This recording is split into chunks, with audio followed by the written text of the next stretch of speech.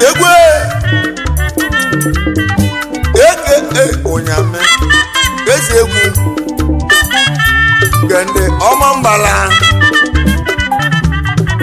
eze Chinawala ọgụrụ OMAMBALA ọgbaka Igbo worldwide ọbata owele egwu enu egwu a tribute to Basil ejike mmadụ bụ eze is from Umudora Anam,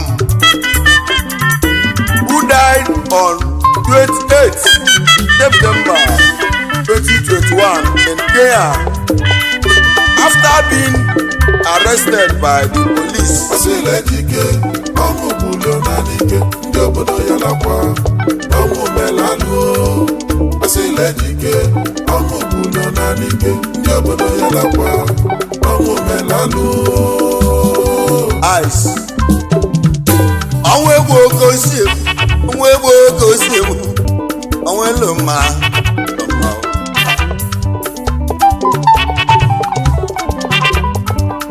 Ijenu oke osi ade, oke osi ade, bebe oke osi mụrụ, ọnwụ na-egwu ọsa, ya bụrụ obere nwa. Ọnwụ elu mma, onye ọma na-ake ya.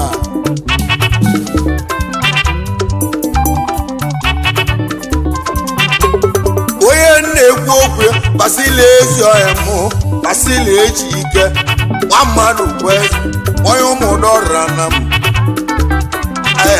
ọnwụ bụla ezi ọhịmụ ọnwụ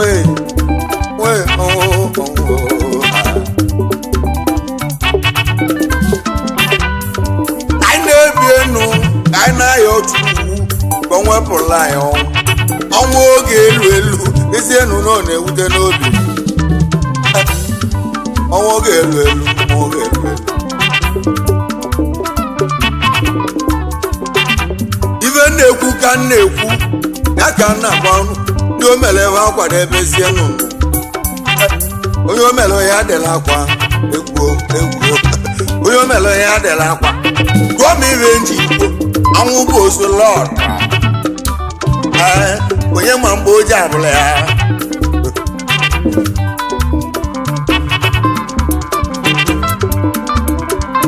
ice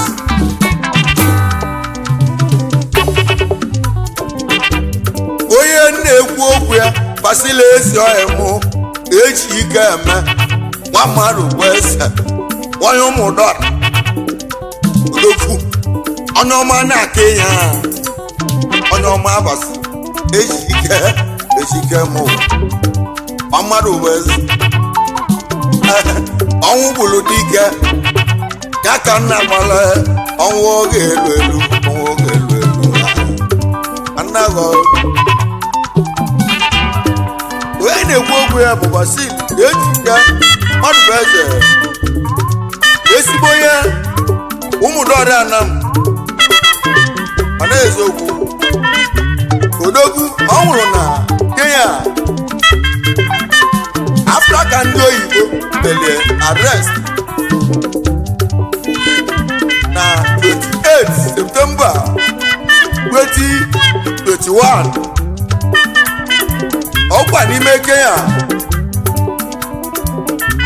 being arrested by the police. Basil ejike ọmụ bụlo na n'ike ndị obodo ya nakwa ONWU EMEGO ALU. Basil ejike ọmụ bụlo na n'ike ndị obodo ya nakwa ONWU EMEGO ALU. ọnwụ elu mma ọnwụ elu mma ọnwụ na-egwu ọza ọhịmụ ọnwụ elu mma ọnwụ elu mma ọnwụ na-egwu ọza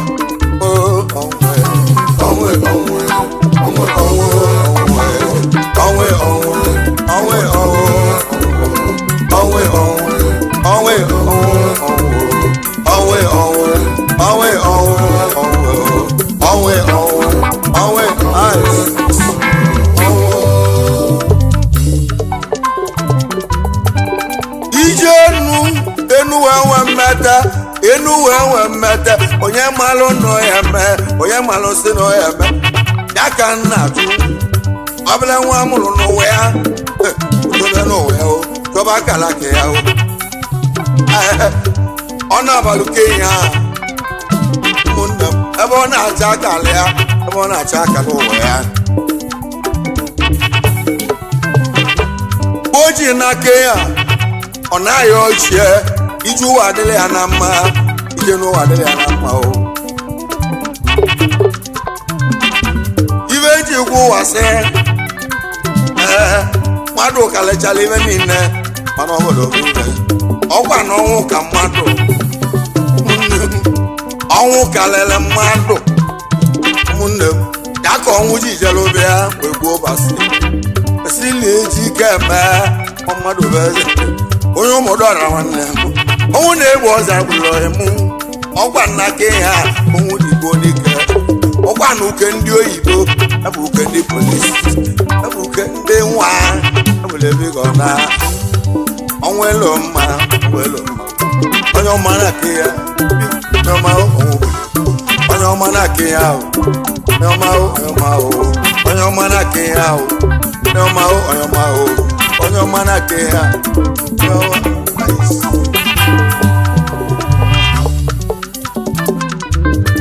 ọ na-ezokwu kapulo bi ezulike na ndokwenu akime ni Igbo si na igwe niile eje n'ụzọ otu mmadụ si nwụrụ ọnwụ na ọnwụ bụ ọnwụ ọ da-abida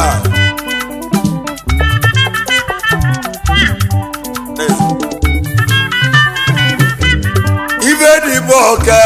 na ọ dị na abụ ọgwụ nọ dịnụ n'ibe dị bụ oke ọ dị na abụ ọgwụ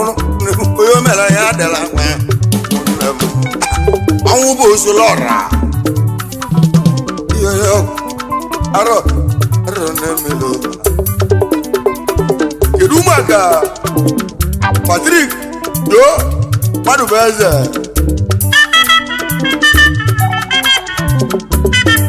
ezi ọhịa ime Patrick ezi ọhịa mụ Patrick ijo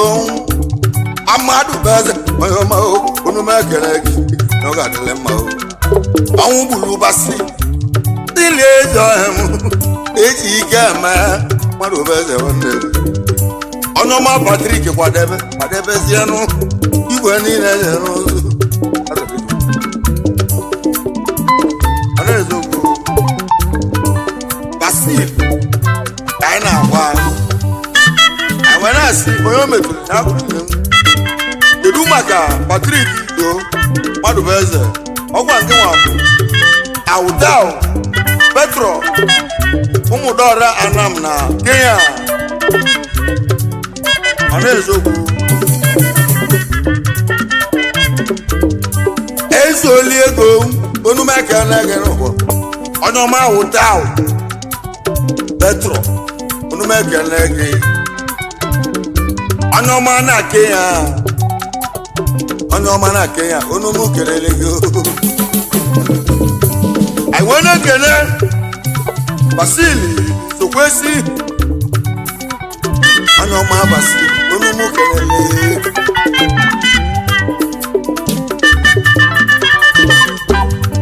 onye ọya adịlị mma Basil ezi ọhịa mụ Basil nwanze kwesi onumu ekele gị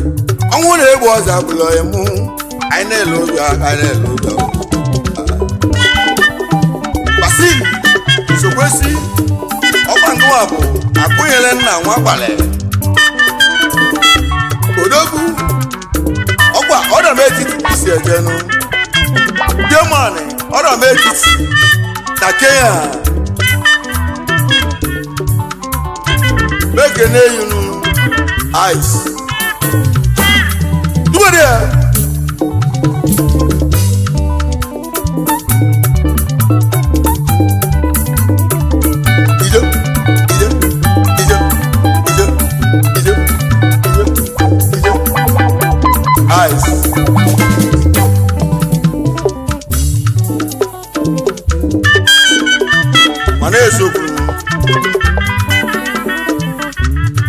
akụnyere nna nwa kpalụ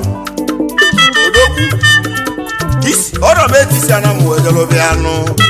German ọrọma etisi Anam na Kenya serve the same oga with Basil in Lagos State. And there is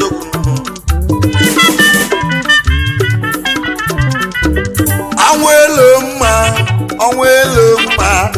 iwe nna ya Chukwu abịa onwepụla ya ọnwụ oge elu ọnwụ na-egbu ndị obodo anyị n'ike ọnwụ na-egbu ndị obodo anyị n'ike mmadụ ụtasị abụbụ n'aba obodo oyibo oluko oge ebula ego nata ebunota ya n'ozu ya bụ ihe mwute nụ mmadụ gbaa mbọ eweta afụfụ n'aba obodo oyibo oluko oge ebula ego nwee nata ejewe ebunota ya n'ozu ọ na-ewutekwa ibe nna agwa Chukwu abịa ka ọ nwepụla ya ọnwụ oge elu elu ọnwụ gbula ezi ọhịa mụ Basil ejike ice aka n'afọ ọrụ eziokwu kedu maka Agụ David aka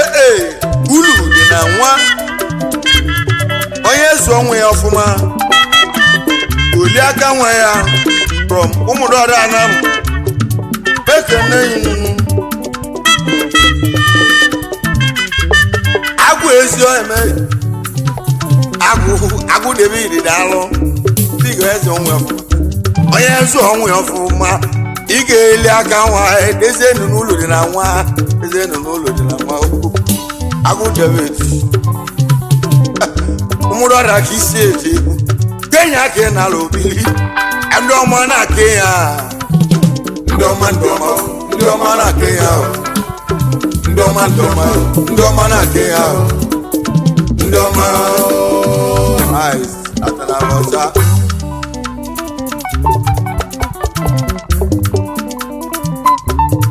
na-emetụ tọtọ mụ aka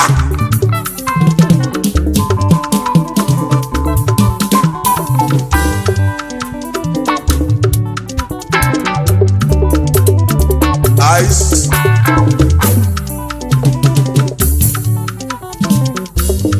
kedu maka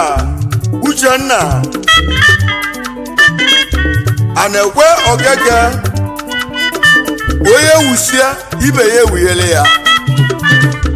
mekere gị Uchenna a na-ekwe Okeke onye wusie ibe ya ewunyele ya odogwu na mgbe enwere m Anam ebe igi na Kenya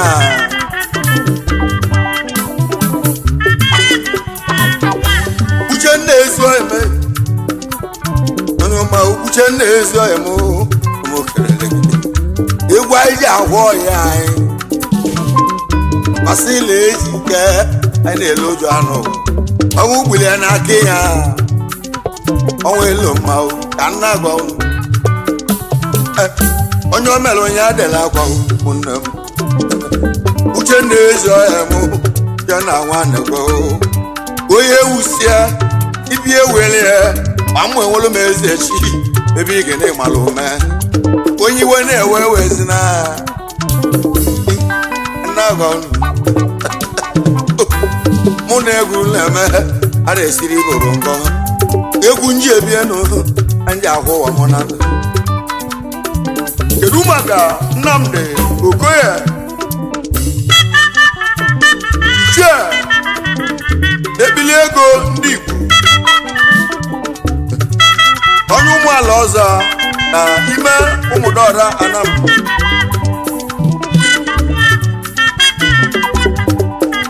mekene ya unu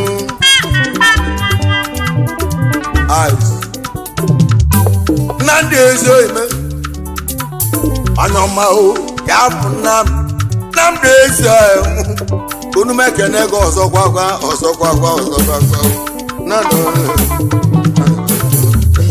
Nnamdi Okoye Anam unu mekene gị gbatibe ụmụ kerele onye ọma bụ chi Igbo ebili ego nke ndị Igbo niile ọ ga-adịle mma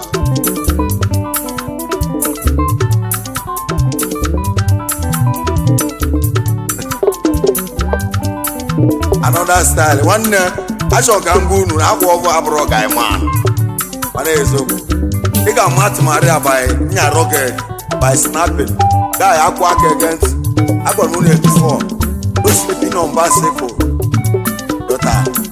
adị agba Organ Express nwanne adị agba speed na hold on anyị kwulie gbogbo ọmụnwa bụ eze egwu Anam kwulie the year 2012 ka m gwara ụmụ Anambra adị atụ fuel na mendo ice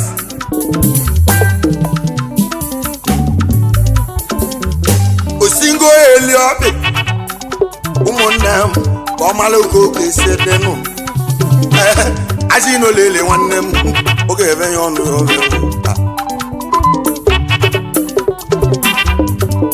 osingo go eli ọkpị ka ọ mara oke oke esi ede ụmụnne m aji n'olele nwanne m oge ebe ya ọnụ ana agwa onye iwe na-ewe ewezi na anọ m n'ọgba egwu onye jụrụ ajụ ga-ekwete okwerekwe ga-ekwesị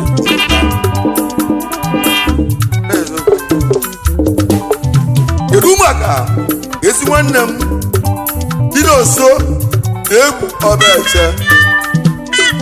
dino point king of peace odogwu na South Africa mekele yinunu ana mmadụ ga-eji aka n'ọnụ onye ọma chino dino onye ọma onye ọma chino dino onye ọma onye ọma tidia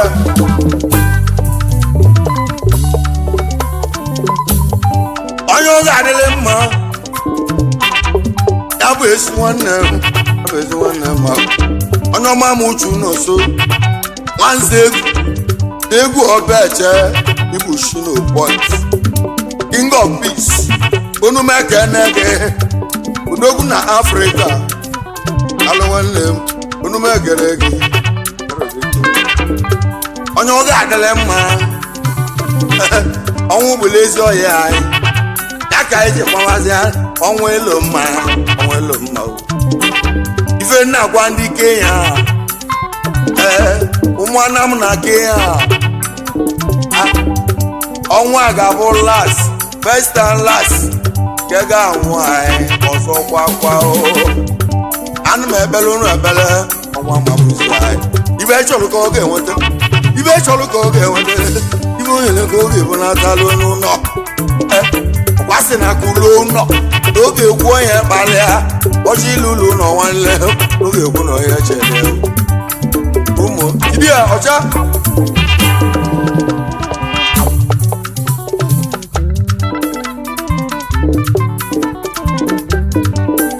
mara ezogburu kedu maka Ekene Okonkwo Ezeọba akụbụ ntụtụta na Kenya ya bụ Ekene ọhịmụ Ekene Okonkwo Ezeọba akụbụ ntụtụta onye ọma na Kenya adebezie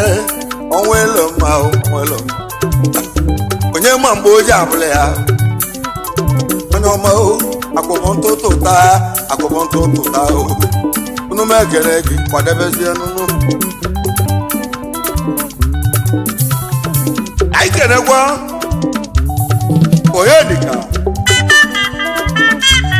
nwanne Ọka injinia eze ego amịata obodo eze onye ka esi ọhịa ma ebighị bigo dara akwa kwadebezienụ ọnwụ gbere ezi ọhịa gị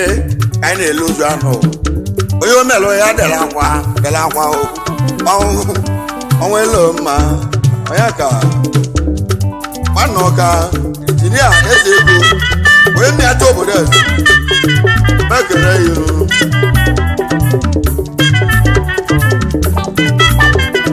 jiri ya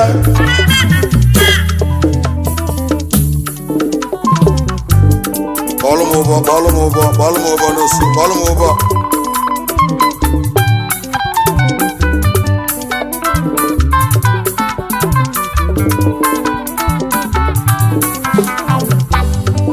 Basil ejike ọnwụ kwuru na ije ndị obodo ije ya lakwa ije ọnwụ ije omenala ije ije Basil ejike ije ọnwụ ije kwuru na ndị ije obodo ije ya lakwa ije ọnwụ ije omenala ije ije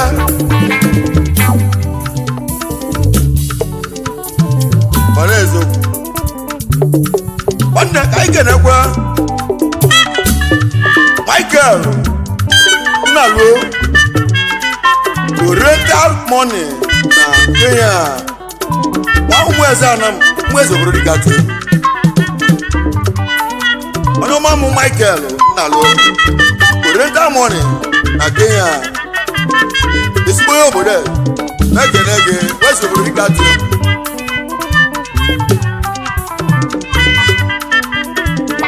igwe ya bụ Mike ezi onye mụ Mike biko kwadebezie iwe na-ewe ewezi na Mike nwanna lụọ mekene gị nwanne ịbụ rental money onye ọma na ake ya onumu kenele gị onumu kenele ụmụzi amụ ka isi ijela obi ụwa gị Kenya ka ịdị achụ aka gị ọma na ake ya ibe ihe ọlụ ka ị ga-enweta ibe ịchọ ka ị ga-enweta onumu ekele gị Mike ezi ọhịa m iwe elu ugo na-ebu toju ya kedu maka Tony Okoye ọgwụgwa aka Chaplet man na Nyata Anam ọnọma Chaplet iyoyo chapụ eso eme anyị na-ebi enu ka anyị na-ayọ chukwu ọbịa m ka ọ nwepụla ya ọnwụ ka ọ nwepụla ya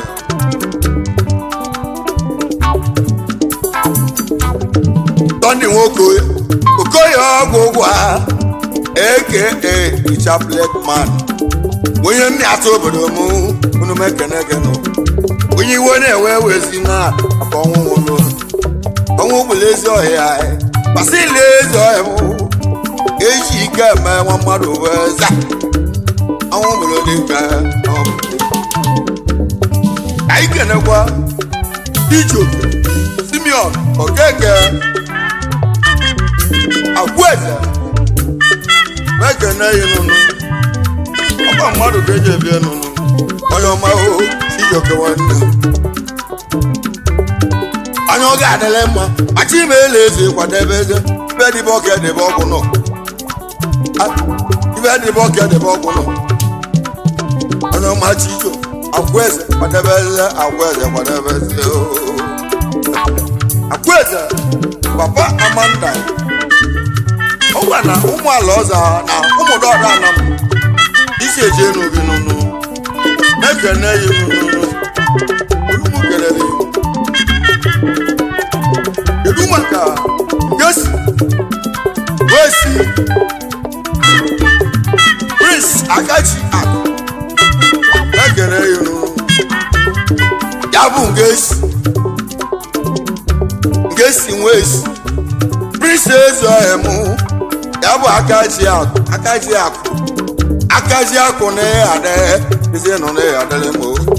egwu ndị ahụ emu ọnwụ gbụla ebe gị ọ na nume ekele gị Ngesi Ezoemu Ngesi Wesi Prince Akachi Akụ biko dela akwa hụ kwadebezie igwe niile eze n'ụzọ igwe niile eze n'ụzọ ọ na-ezokwu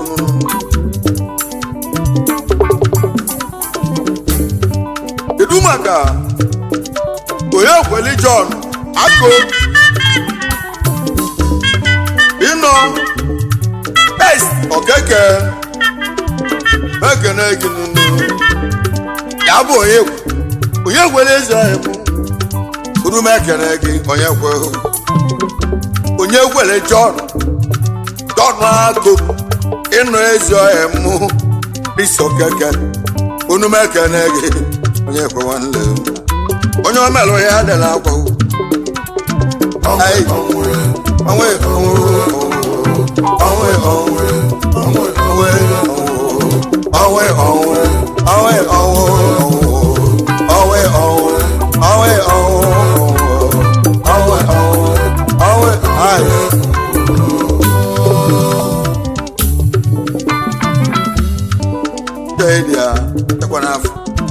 ọ dị n'aka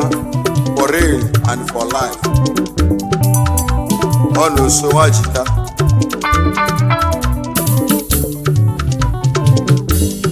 ka ndị ebula egwu m ahụ ka nke n'ezi ọhịa ya ka m chi na-edu obu unu mekene gị onye ọma consider money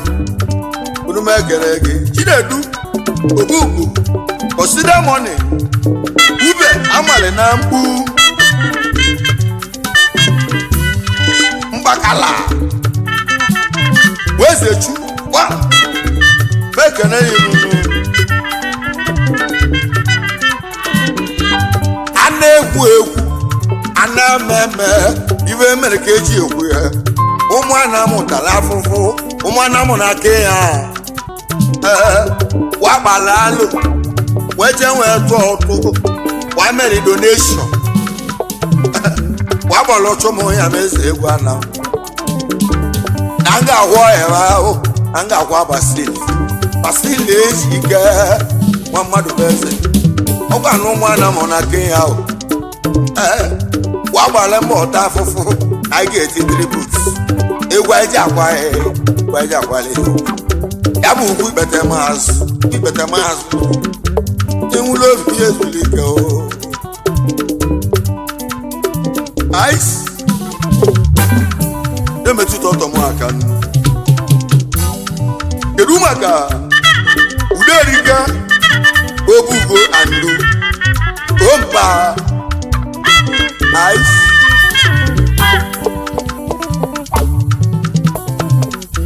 onye nwere mmadụ ka o nwere ego onye nwere mmadụ ka o nwere ego mmadụ ka eji aka onye nwere mmadụ o nwere mmadụ ka onye nwere ego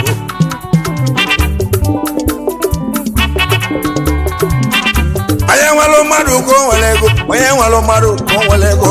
mmadụ ka ice onye ọma bụ uderike ya bụ nwoke obugo nwa mụ anụ onye m na-atụ obodo eze dịka onye isi okpa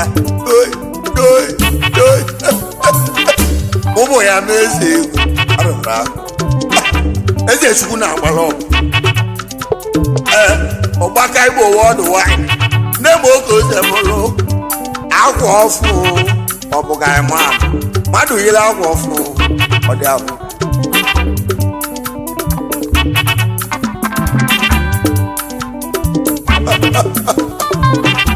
isi welu ugo tugolu egwu ndị ahụghị mụ anyị nọ na studio abịalụ ya egwu anyị nọ na Disemba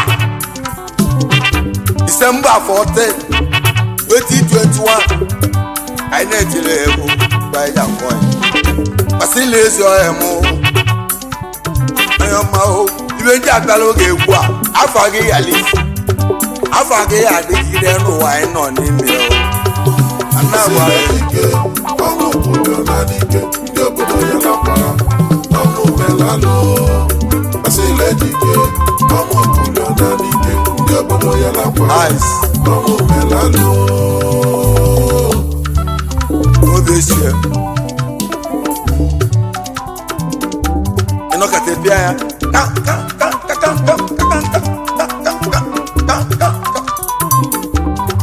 o so na ala another style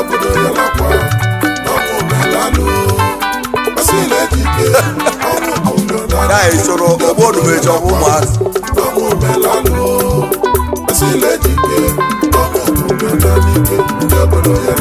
ice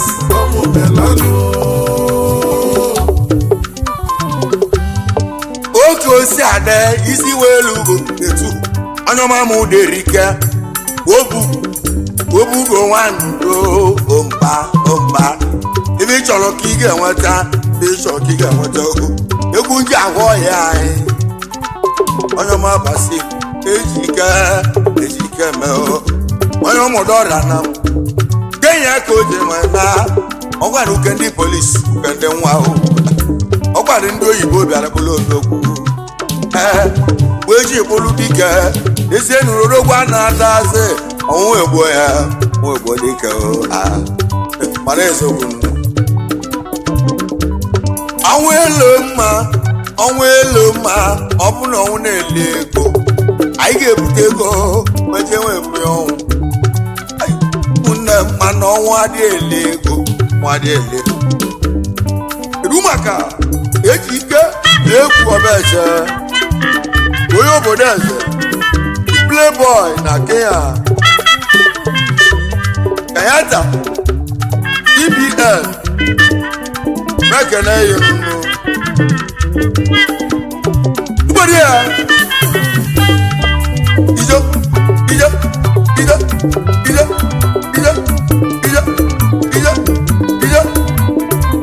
ice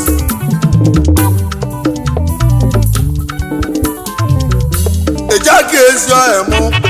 omejak nwanze mọbete onye obodo eze nwanne m onu mekene gị ịbụ the playboy onye ọma na Kenya onu m kelele gị odogwu na Kenya taa EBN onu mekele gị isi welu ugwu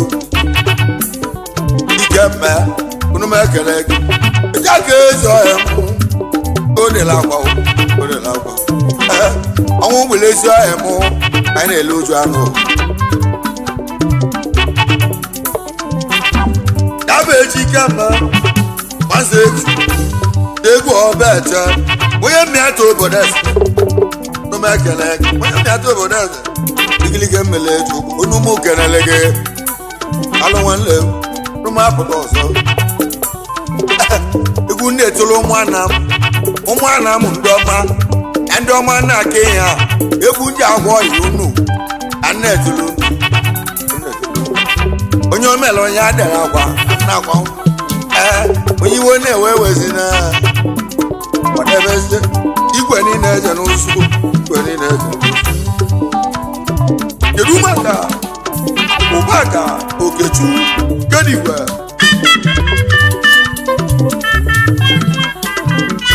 ụba dino from ụmụaja mmịata Anam onye ọma ya bụ ụba fino ụba ka ezi ọhịa mụ na anyị bụ nwanne onye ụmụaja confirm ndị nwe obodo dị ya ụba ka esi nwanne ụba ka chukwu gozie egwu ndị ahụọghị unu ya bụ ụba si eji ike mee ma mmadụ bụ eze onye ụmụrụ ọrịa na m egwu anyị dị agwala ya ugwu kete maazị onye omele onye adịla akwa ya bụ baka nwa m oge unu m ekele gị si n'ụdalụ nwanne m Basil ejike ọnwụ kwụrụ na dike ndị obodo ya lakwa n'ọnwụ mere alụ Basil ejike ọnwụ kwụrụ na dike ndị obodo ya lakwa n'ọnwụ mere alụ kedu maka Matthew Obugo Okeke Excellence ụmụ ala ọzọ na ụmụdọrọ Anam Matthew Obugo Okeke Excellence ụmụ ala ọzọ nụ bekene ya nụnụ egwu a ka anyị ji agwa Basil ejike nụnụ ọnwụ elu mma ọnwụ egbu oke osi egbu ọnwụ gbele ezi ọhịa ọnwụ elu mma onye ọma na-ake ya onye ọma egbo onye ọma na-ake Basil onye ọma egbo onye ọma na-ake ya onye ọma onye ọma na-ake ya onye ọma egbo onye ọma na-ake ya onye ọma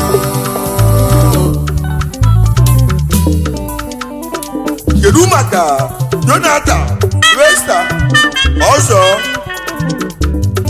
eze bụ king na ụmụdọrọ Anam Donata Vesta ọzọ eze bụ king ụmụdọrọ Anam Donata ezi ọhịa Donata Sylvester ọfọ ọzọ ba eze bụ king eze eme kwadebezi ya iwe na-ewe wezina onye iwe na-ewe wezina kwadebezie onwe nloma ọnwụ na-egbu ọzọ odogo na aka ihe ahụ n'eziokwu Donata Vesta ọzọ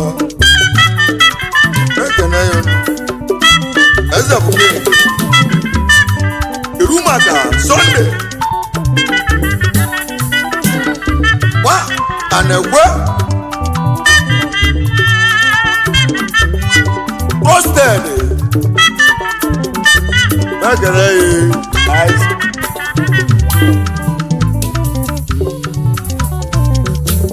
anyoma Sunday anyoma o Sunday esi ayemo Sunday wa anegwe the trusted anyoma o because there are one wadebezienu